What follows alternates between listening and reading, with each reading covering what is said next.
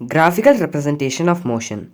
Graphs provide a convenient method to present basic information about a variety of events. A straight line graph helps in solving a linear equation having two variables. To describe the motion of an object, we can use line graphs. Distance time graph.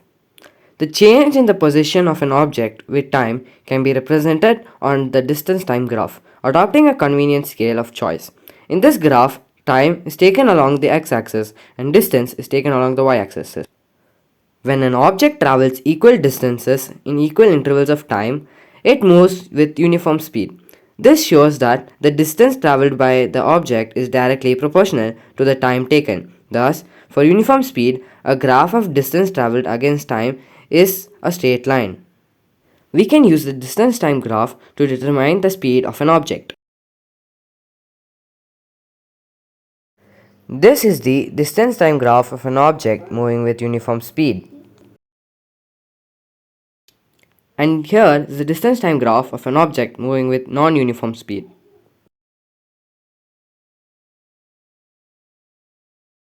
Velocity time graph.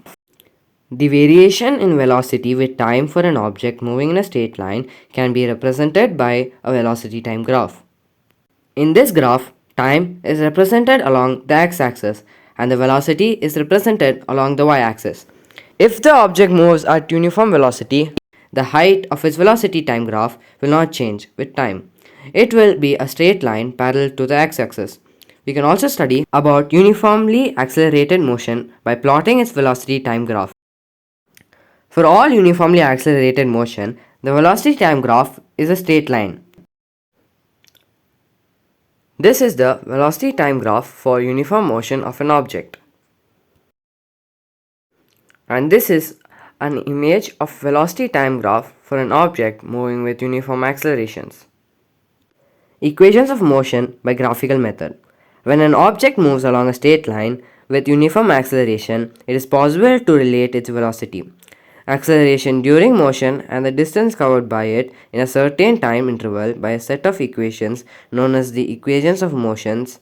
A set of three such equations are v equals u plus at, s equals ut plus half at square, 2as equals to v square minus u square, where u is the initial velocity of the object which moves with uniform acceleration a for time t, v is the final velocity, and s is the distance traveled by the object in time t.